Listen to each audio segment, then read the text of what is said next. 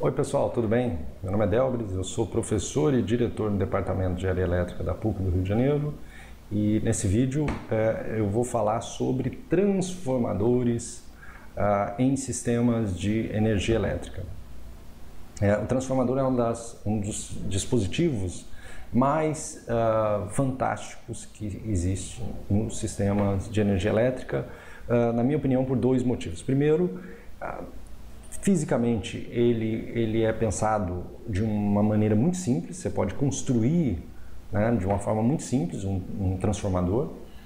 Basicamente, o que há de principal nele são os enrolamentos, no primário e no secundário, e o núcleo, né, que faz a parte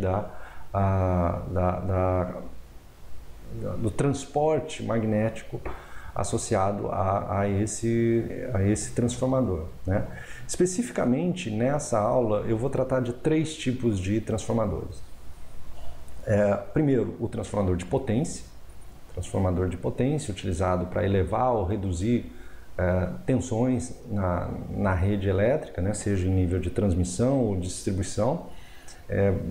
Basicamente, porque se reduz tensão ou se eleva a tensão, em nível de transmissão a gente eleva a tensão para que você possa diminuir a corrente que vai ser transportada e, portanto, reduzir perdas elétricas.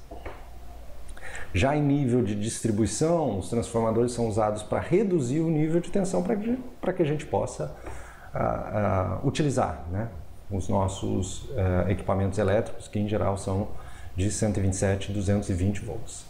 Em resumo, é isso. O modelo elétrico de um transformador, ele pode ser simplificado por um circuito, uma impedância com resistência e reatância em série, modelada para o primário do transformador, e uma resistência e uma reatância também em série, modelada para o secundário. E uma resistência e uma reatância em paralelo para modelar o núcleo do transformador. No transformador de potência, a gente tem que ter em conta algumas variáveis para especificá-lo. A primeira é a potência, né? Qual é o nível de potência, qual a potência nominal do transformador que eu devo escolher? Isso vai depender do seu consumo, vai depender de qual a previsão de carga que você vai ter, né, que você vai ter ao longo do tempo. Né? Você nem vai comprar um transformador, né, que esteja na carga máxima, nem um transformador que esteja na carga mínima. Possivelmente alguma coisa intermediária, vai depender do carregamento que você tem do seu sistema e uma série de outras análises que se pode fazer. Tá? Mas, via de regra, você vai considerar ali um nível de potência próximo da potência máxima, né? Em que você dimensiona o transformador.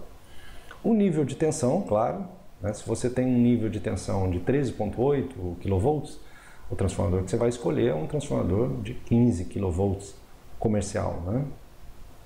E uma outra análise que eu acho que é importante observar, que são as perdas elétricas, né? As perdas elétricas que ocorrem no enrolamento, que são essas perdas aqui, e no núcleo, que é essa perda aqui.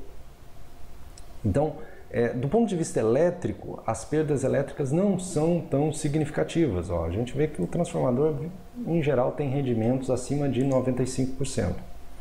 Mas do ponto de vista energético, essas perdas realmente podem significar você escolher um ou outro transformador. Então, na hora de definir o transformador, tem que levar em conta não só a potência do transformador, mas também as perdas elétricas ao longo do tempo, né? Essas perdas elétricas aqui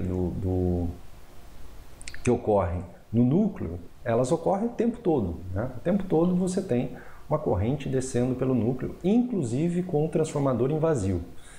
E as perdas no cobre, elas vão ser tão significativas quanto mais carga você tiver nesse transformador. Então, essa é uma dica importante na hora de escolher transformador de potência.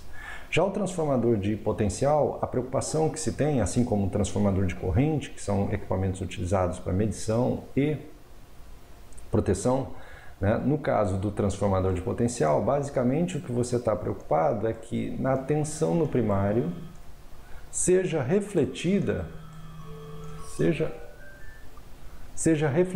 na tensão no secundário, né, com relativa precisão, né, com a melhor precisão possível. E o que compromete a precisão nos transformadores de potencial é a queda de tensão que ocorre aqui e a queda de tensão que ocorre aqui. Então, quanto menor é a queda de tensão no enrolamento, mais preciso tende a ser o transformador de potencial. Então, obviamente, além do nível de tensão que você quer transformar, né, no primário do transformador, você tem que também especificar o transformador a partir do erro da classe de exatidão que esse transformador vai ter. Então essa é uma análise importante. Lá no livro do Mamed, né, tá lá a classificação de dois tipos de transformadores, o grupo 1 e o grupo 2, 3. O grupo 1 é para conexão entre fases, ou seja, para você avaliar a tensão de linha, e no grupo 2 e 3 para você avaliar a tensão de fase. Uma das preocupações que você tem que ter, tanto com o transformador de potencial como para o transformador de corrente, é a carga que vai estar pendurada nesse transformador. E a carga que está pendurada no transformador, basicamente, são relés, medidores, né? Esse tipo de dispositivo, né? Relés de proteção ou medição. E aí existem, para cada tipo de carga, uma designação associada ao transformador. Então você tem que levar em conta a carga que vai ser pendurada aqui, né, no secundário do transformador de potencial, para fazer a devida especificação. No transformador de corrente, enquanto no transformador de potencial você está preocupado em refletir no secundário uma tensão que seja mais precisa possível, no transformador de corrente você está interessado em refletir a corrente de uma forma mais precisa possível, né? Então, sempre que a gente utiliza um modelo como esse, nós estamos falando que essa parte aqui representa um transformador ideal, quer dizer, não há perdas, não há nenhum tipo de interferência desse transformador na tensão ou na corrente que não seja de simplesmente transformar a tensão e corrente na relação que foi estabelecida. Então, se esse aqui é um transformador ideal, a diferença da corrente no primário e na corrente no secundário, guardadas as devidas proporções de relação de transformação, vai estar associada à corrente que desce por aqui, né, no ramo que a gente chama de ramo magnetizante do transformador. Então, quanto maior é essa corrente aqui do ramo magnetizante, ou a corrente que a gente chama de excitação, maior tende a ser o erro do transformador de corrente. Então a gente tem que ter cuidado com isso, né? Então, além da relação de transformação que tem que ser estabelecida, né, qual é o nível de corrente no primário que eu tenho? No secundário, a corrente nominal, via de regra, é de 5 amperes. Então, no primário eu tenho que escolher uma corrente que eu sei que no secundário vai me gerar 5 amperes. Além disso, eu preciso estabelecer também qual é a carga do transformador, a carga que ele vai ter. E a carga são os dispositivos de proteção ou medição que vão estar aqui no secundário desse transformador. Vamos fazer um exemplo que mostra como especificar um transformador de corrente, um TC, porque isso também vai ser útil quando a gente falar de proteção. Então, a gente quer especificar um TC, né, em que eu sei que está conectado a um transformador de potência, que transforma de 230 para 69 kV e tem uma potência nominal de 75 MVA e uma potência de curto-circuito trifásico, que a gente vai utilizar para calcular o curto-circuito trifásico, de 1500 MVA. A carga que está pendurada no transformador, isso aqui é ZC, A carga que está pendurada no TC é de 15 VA com fator de potência indutivo de 0,8. O fator de sobrecorrente que vai ser considerado para esse transformador é de 20. E essa carga aqui de 15 VA já inclui a queda de tensão no enrolamento secundário.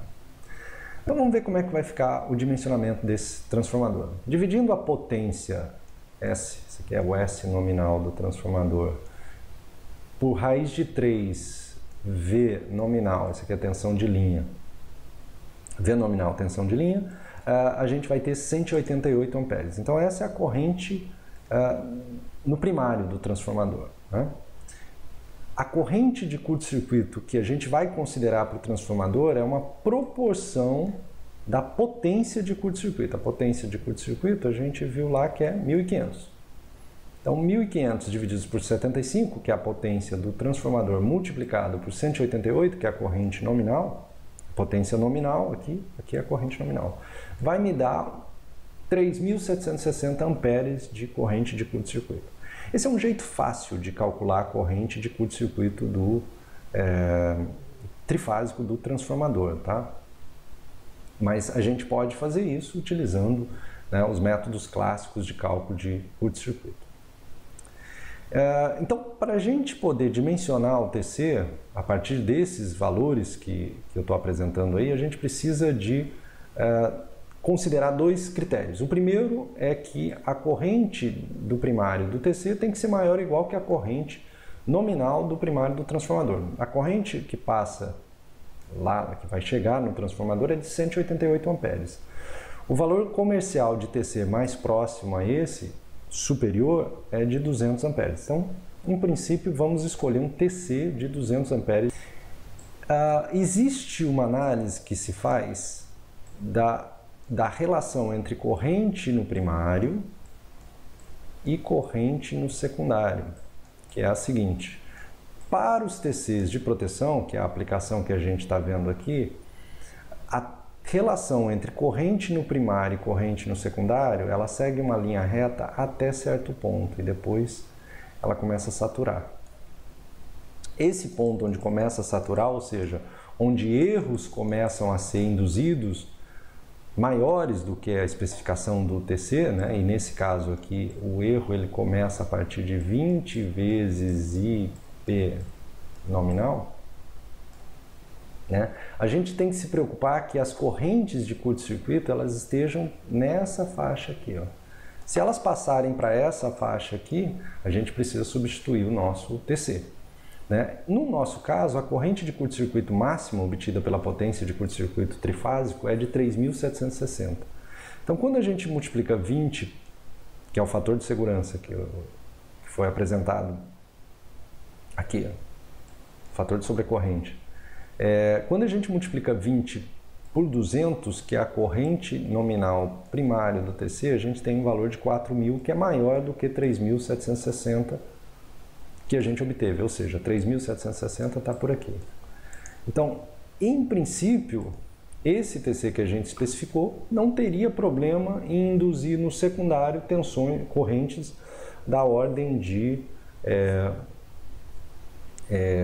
3.760 amperes, que são as correntes máximas que esse TC vai encontrar pela frente. Então, nesse caso, está ok. Tá? A gente tem um TC de 200 e vai ter uma corrente induzida no secundário de 5 amperes. Mas tem a carga, e a carga ela é importante para queda de tensão que vai ocorrer no secundário. E no primário também, porque a carga vai determinar qual o valor da corrente que vai descer pelo ramo magnetizante. Então, para essa carga de 10 voltamperes, transformando essa carga para o modelo impedância, né, a gente tem 10 divididos por 5 ao quadrado, que é 25, nos dá uma impedância de 0,4 ohms. Então, se eu multiplicar 0,4 ohms pela corrente do secundário nominal, pelo fator de sobrecorrente, que é o fator que induz o nível de corrente máximo, eu vou ter uma tensão de 40 volts. Essa tensão de 40 volts, dado que eu especifiquei para um TC de 10 volt-ampere, eu especifiquei 12,5 volt-ampere, né? 12,5 volt-ampere, ela me induz 40 volts, que é menor do que 50 volts. Tá?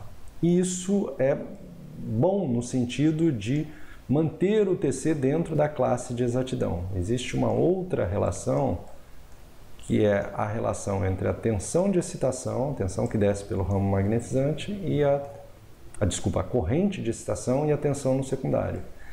E a mesma análise que a gente fez anteriormente pode ser utilizada. Nesse caso, significa o seguinte: até o nível de tensão de 50 volts, esse TC consegue trabalhar dentro da classe de exatidão que ele foi estabelecido. No caso da classe de exatidão para os TCs de proteção, ficam ali no máximo em 10%. No caso dos TCs de medição, podem ser de 0,3%, 0,6%, 1,2%, são valores típicos de classe de exatidão. Então, nesse caso especificamente, está respeitada a classe de exatidão, porque a tensão induzida no secundário vai ser menor do que a tensão máxima que pode ser induzida por esse TC. Portanto, um TC de 200 para 5 amperes com uma carga de 12,5 seria apropriado para essa aplicação. O que é importante observar, TP, TC e para o transformador de potência? Existem vários ensaios que são feitos, então o fabricante manda uma tabela com vários ensaios de tensão de onda normalizada, tensão de onda cortada, tensão de impulso, que devem ser considerados na hora de você especificar o seu dispositivo. Portanto, esse dimensionamento que eu passei para vocês aqui é um dimensionamento básico para um TC. Né? Existem formas mais elaboradas, digamos assim, para você obter o melhor dimensionamento possível, mas em função do tempo, né? Porque a gente está tratando de um material resumido aqui, eu acho que a gente pode ficar por aqui. Essa análise vai ser útil, que a gente fez agora, para a gente começar a falar de proteção de sistemas elétricos, porque a proteção de sistemas elétricos considera os relés, né, que são as cargas dos TCs. Então, vai ficar fácil a gente fazer esse link entre o TC, que é um dispositivo de proteção, assim como o TP, para os relés que a gente vai dimensionar nas próximas aulas. Tá ok? Espero que vocês tenham gostado. Até a próxima aula, gente. Tchau.